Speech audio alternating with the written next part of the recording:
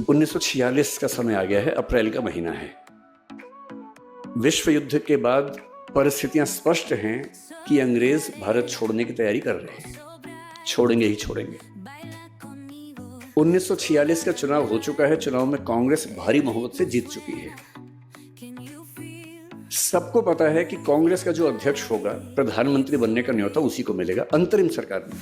अभी भारत आजाद नहीं हुआ है, आजादी 1947 में मिलनी है। मैं 46 की बात कर रहा हूँ, 1 साल पहले की बात कर रहा हूँ। सबको पता है कि जो कांग्रेस का अध्यक्ष है उसी को भारत का अंतरिम प्रधानमंत्री नियुक्त किया जाएगा, ये सब जानते हैं। मौलाना अबुल कलाम आजाद 6 साल से कांग्रेस के अध्यक्ष हैं। स्वाभाविक सी बात है, उनके मन में होगा कि इलेक्शन ना ही हो, मैं ही चलता चलूं। उन्होंने ईमानदारी से अपनी आत्मकथा में लिखा भी है। उनकी मृत्यु के बाद 1959 में शायद आत्मकथा छपी उनकी, उसमें उन्होंने लिखा कि हाँ, मेरे मन में ऐसा भाव था। ईमानदारी से सच बोलना ठीक है डॉक्टर साहब, कि लालच था तो ठीक रहता है, उसमें मतलब बोझ खत्म हो जाता है। तो अबुल कलाम आजाद ने ईमानदारी से लिखा इस बात को। तो इलेक्शन कांग्रेस का होगा, ये घोषणा हो गई। अप्रैल महीने के अंत तक फॉर्म भरने हैं, ये भी स्पष्ट हो गया। फॉर्म भरने का तरीका ये नहीं था कि आप उठे जाके फॉर्म भर दिया कि मैं बनूंगा अध्यक्ष। उस समय का नियम था कि कांग्रेस की 15 जो प्रांत स्तरीय समितियां हैं, जिसको पीसीसी बोलते थे, प्रदेश कांग्रेस समिति, प्रदेश कार्य समिति, कांग्रेस समिति, वो नॉमिनेशन भेजेंगे कि हमारी ओर से इसको अध्यक्ष पद का उम्मीदवार माना जाना चाहिए। ये नियम था। तो चल रहा था।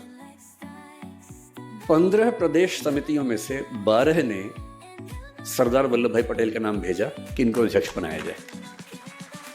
बाकी 3 ने किसी का नाम नहीं भेजा, एब्सटेन किया कि हम किसी का नाम नहीं भेजेंगे। यानी कुल मिला के एक ही नाम आया, कोई दूसरा नाम ही नहीं आया। अब मामला फंस गया। 29 अप्रैल की डेट सामने आ रही थी, दूसरा कोई नाम ही नहीं आ रहा था।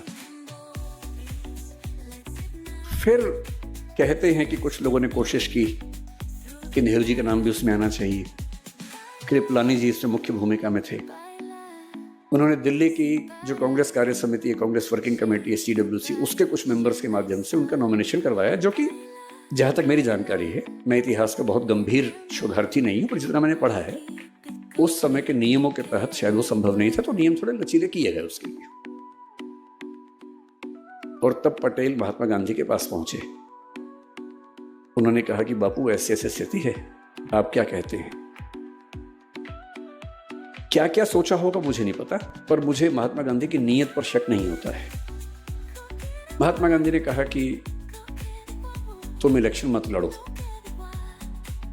मैं फिर सोचता हूं कि अगर बापू राम ना होते, मतलब पटेल राम ना होते और कहते कि बापू इलेक्शन तो मैं लड़ूंगा,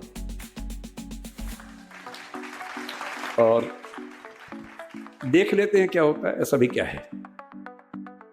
मेरा मानना है कि उस समय कांग्रेस में कोई माई का लाल उनको हरा नहीं सकता था। कोई माई का लाल उनको हरा दे इलेक्शन में, यह संभव नहीं था। और ये 1946 के बाद नहीं है, 1950 में उनकी मृत्यु हुई आज ही के दिन। उसके 2 महीने पहले कांग्रेस के अध्यक्ष का चुनाव हुआ, उसमें भी वही अध्यक्ष बना जिसको पटेल चाहते थे, पुरुषोत्तम दास टंडन, न कि कृपलानी साहब। वो इलेक्शन बहुत रोचक था। नेहरू जी प्रधानमंत्री थे, पटेल उप प्रधानमंत्री और होम मिनिस्टर थे। और 1950 में कांग्रेस का चुनाव दुनिया भर के मीडिया में चल रहा था कि ये प्रधानमंत्री और उप प्रधानमंत्री के बीच का झगड़ा है। ये इस वर्चस्व का झगड़ा है कि कांग्रेस पार्टी में किसकी चलती है, किसको लोग ज्यादा सम्मान देते हैं, किसको लोग ज्यादा मानते हैं। और जीते कौन? पुरुषोत्तम दास टंडन, जिनको पटेल जी का समर्थन हासिल था। मैं ये कहना चाह रहा हूं, मेरा उद्देश्य नेहरू जी को नीचा दिखाने का बिल्कुल नहीं है। मेरा उद्देश्य ये बताना है कि कांग्रेस संगठन पर उनकी पकड़ कैसी थी, और वो अपनी मृत्यु के 1 दिन पहले तक की बात कर रहा हूं मैं। यदि वो उस समय कह देते कि मैं तो चुनाव लड़ूंगा,